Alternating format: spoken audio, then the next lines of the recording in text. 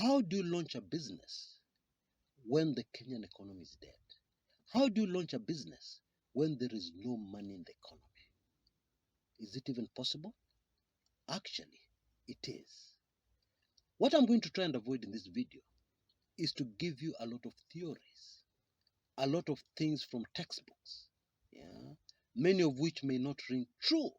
Instead, what I'm going to do, I'm going to give you real life examples and case studies of people who have started a business with empty pockets, with no cash.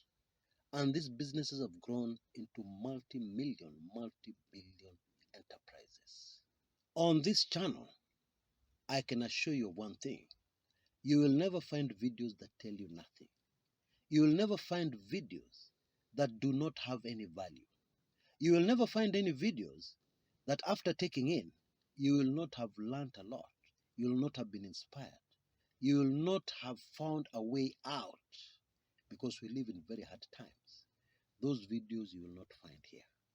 And I'll make every effort to ensure that every single video on this channel adds great value, not normal value, to your life.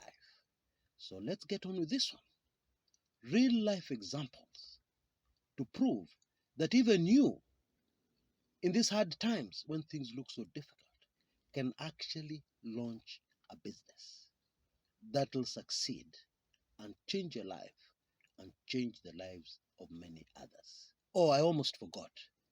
If you stick with me to the very end, there is a very valuable free gift for you. Yeah? So stick with me.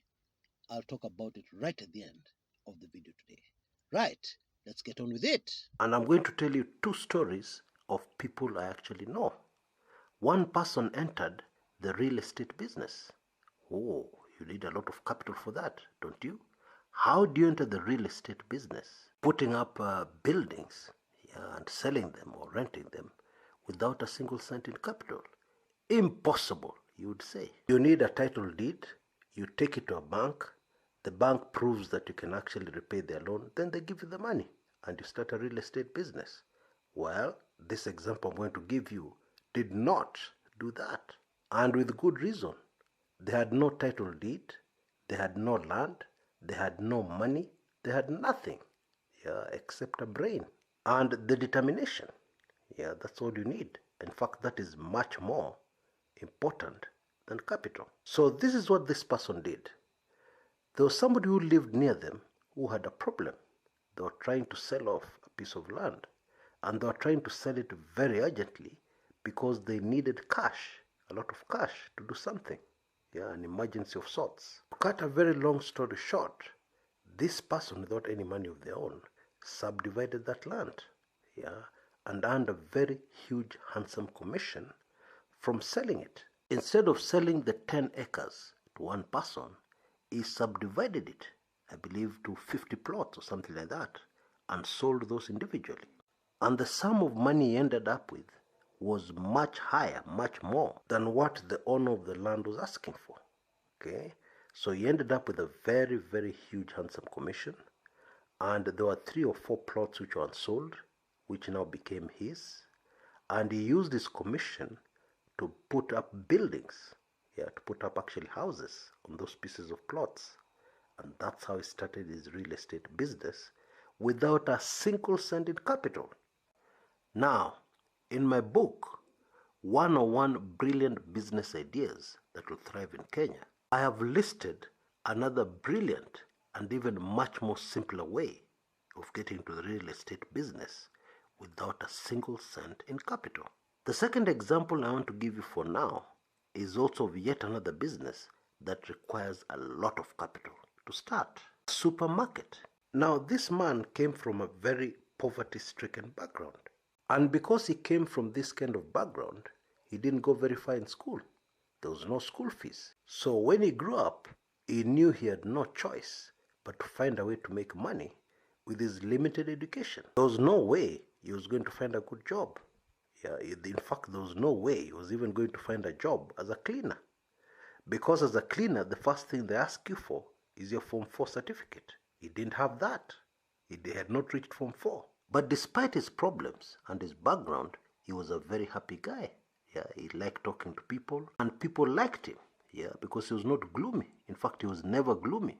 He was always very happy and enthusiastic about life. And so that made him the perfect salesman. So he started off being a salesman for various companies. And these companies did not employ him. Yeah, what he did, he just sold and he was paid on commission. And since he was badly in need of money, yeah, he needed to support his poor parents, he needed to support his siblings. They were all looking up to him. So he needed to make a lot of money very fast. And so he decided, yeah, after his stint in sales, he decided that he was going to focus on selling fast moving products. Commission for these products was small, but you could sell a lot of them very quickly and make a lot of commissions very quickly. And he didn't mind the hard work, yeah, because he had to do a lot of walking, running around, selling to small shops, dukas, kiosks, and supermarkets. The other advantage he realized he had, yeah, I mean, this guy really had brains for making money, was the fact that although the commissions were small, once you got one customer, they were bound to be repeat customers. Yeah, like you have a small duka, small shop, where you're supplying some fast-moving consumer product. You'll sell to them today. In 3 or 4 days, they have sold out. You need to sell again to them. And any expert in sales will tell you it's easier to sell to an existing customer than to find a new one.